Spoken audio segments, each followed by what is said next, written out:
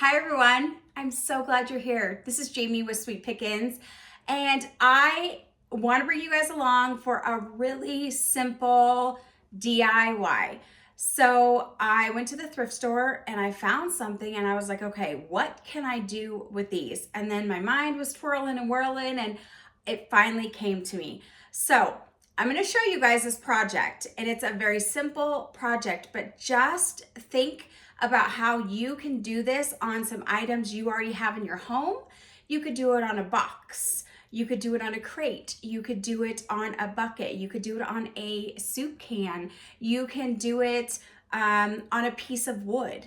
So it's endless. So this is just to give you guys an idea and just to get you guys thinking outside of the box, because this is such a fun addition to your decor. So let me show you guys. I picked up, hopefully you guys can see it. This is an old iron. So it's a cast iron. It's pretty darn heavy. So I picked this up and I was like, I have absolutely no idea what I'm gonna do with it, but I'm gonna do something. And so I've just been having them sit here. I put them in with my decor just like they are, but they're just too plain.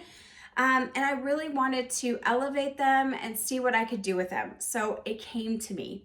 So we are going to put a family picture on the front side of this vintage iron. So listen, the reality is I'm never gonna use it as an iron.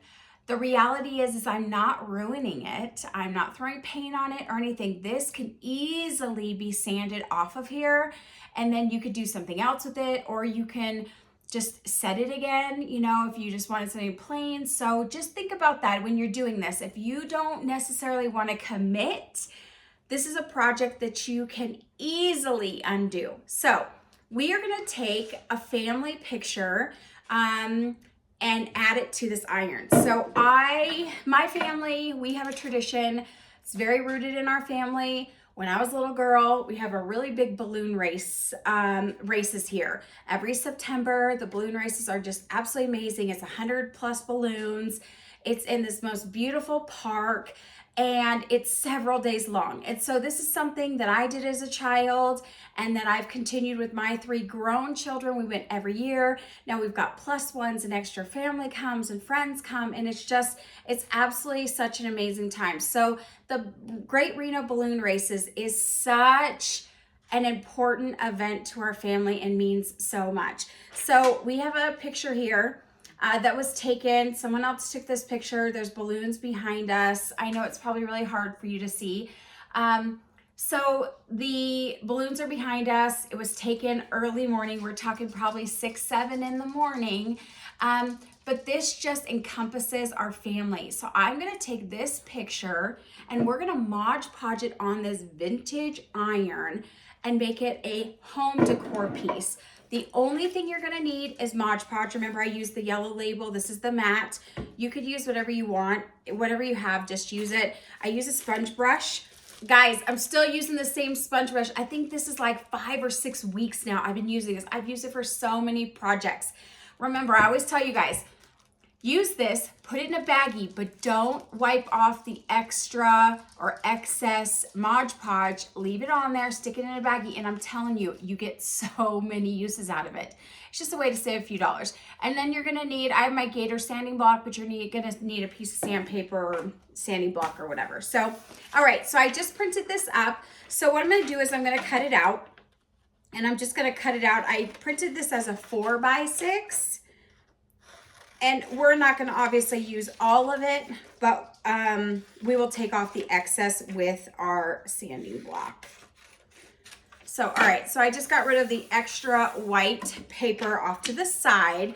So easy, simple, guys. This is such a quick, easy DIY. Do this with a piece of wood and you can just set it up as decor. Or if you have like a soup can, paint the soup can and put some family pictures on it or something, and add a plant to it. That makes a really great gift. So, alrighty.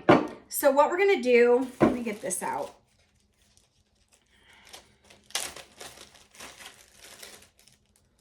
Okay. So what I want to do first is I want to look at this image and I want to look at our space here. And so I'm just going to kind of lay it down. And if you, like, I'm holding it up because the light from the window is reflecting. So I'll see exactly what I'm going to get and what I'm not going to get. And then I can manipulate and say, okay, I don't care if I have an arm on that side or whatever. So you could totally manipulate it. So perfect. All right. So I know exactly, you want to kind of know the best of your ability, how you want to line it up before you start with the Mod Podge. So I've got it. All right. So we're going to just add an even coat of Mod Podge, not super thin and not super thick. I know that you're like, okay, then what? You'll know. I just like to put an even coat on here, not super thick. But if it's too thin, it's not going to adhere very well.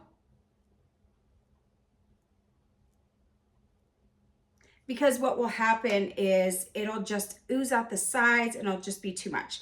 So I'm just going to take my finger over the top of this just to smooth this out and pull off any excess. Make sure you have it all really good on your corners. You don't want those not to have Mod Podge on them. Okay, so you can see the Mod Podge. All right, now I'm gonna go around to the sides and pull any off that may have gotten on the sides. You guys don't have to do a family picture for this either. You guys actually could do like a really cool image or a photograph that you took. Say you went to the Tetons or you went to Yellowstone or whatever. You guys can do this exact same thing with pictures and photographs that you've taken. All right, so lay this down. It really does help. I already know kind of where it's at, but I want to make sure it's even. If you just hold it up, because what happens is the paper is see-through and this is solid, so I can see my outline right here. Okay, so again, like I always tell you guys with Mod Podge, we're gonna work inside and we're gonna work inside to the out. So I'm gonna just do the middle. And right now, keep in mind, it does move a little, so you guys can always still manipulate it. All right, and then once you've really got the middle down and smooth, go around those edges really, really good. And then what I like to do is when you go around the edges, also go from the middle out like this, because what that's gonna do is take any excess Mod Podge out, so that's not clumping under your picture. And just using your fingers is really all you need to do. You can see I'm going around this picture. And honestly, what that's doing is it's squeezing out any Mod Podge. And honestly, I have none squeezing out, which is great. Okay, so just make sure that everything is down and solid. Get any bubbles out. Work from the middle, go out, work from the middle, go out, work from the middle, go out, and then go around the edges. Okay, so you can see the pictures on here. Let me show you the back. So we have a lot of excess on the back, simple and easy. So guys, remember when we do this, don't go back and forth like this. No matter if you're using a sanding block or a gator or just a piece of sandpaper, you go down and pull, down and pull, down and pull. Because you don't want that picture to go this way and then you just pulled it up and you may rip it. So it looks like I may be going back and forth, but I'm not. I'm putting it down, going, lifting it. So that's all I'm doing. And I'm being very careful. Ideally, you're gonna wanna wait a few minutes to do this, but since I'm doing a video, obviously I can't. But you're gonna wanna wait just a little bit so it's really dry on here. So you can see this one side is done. Let me turn it around. So it's smooth right here. And then I just have to take off this excess here.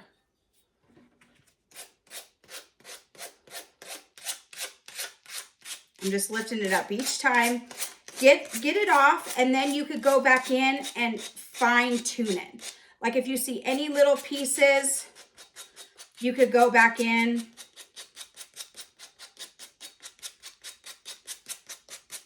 As long as you pick it up, it's gonna be totally good. Okay, so it's all done. So now I've got this vintage iron with a photograph, and look how it sits. See how it sits back like this? It's perfect. It just sits all by itself. So this is something that you may have passed, or I may have even passed on at the thrift store, but I was like, no, I can do something with those. I just have to figure out what. So these are things that you just have to think outside of the box. So now what you can do is you can add some distressing if you want. I don't want to add any distressing to this. I want to just leave this picture just how it is. We're going to let it dry. I really don't need to add a coat to the top because it is just going to be inside. If it was going to be outside, then definitely, or exposed to a lot of sun, I definitely would seal this up. You could always, I could add like a little bow to this, to the top, or some ribbon or some fabric. But honestly, I just want to leave it just like this, just really, really rustic. So I'm going to come in a little closer and show you guys. So here, this is my family, and you could see. And now it's a decor piece. So this was an iron, so we repurposed it. Now, if you get sick of this, all you have to do, because you didn't seal, it's going to be even quicker. You just basically take a sanding block on here, sand this down, and it will come right off. And the only thing you have to do is wipe it down. So guys, think outside of the box. See what you have around your house, and you guys can add pictures or photographs or, family, make it a family heirloom. So guys, thank you so much for joining me. I appreciate it. Remember, subscribe to our Sweet Pickins channel. We would love that. Like the video. The more we do that, the more the algorithm will show all the videos to you guys. And if you know somebody that would love it, or you think it's a great idea, pass it on to somebody. Remember, we do have a website, shopsweetpickins.com. We also have a retail location here in Sparks, Nevada. All the information is on shopsweetpickins.com.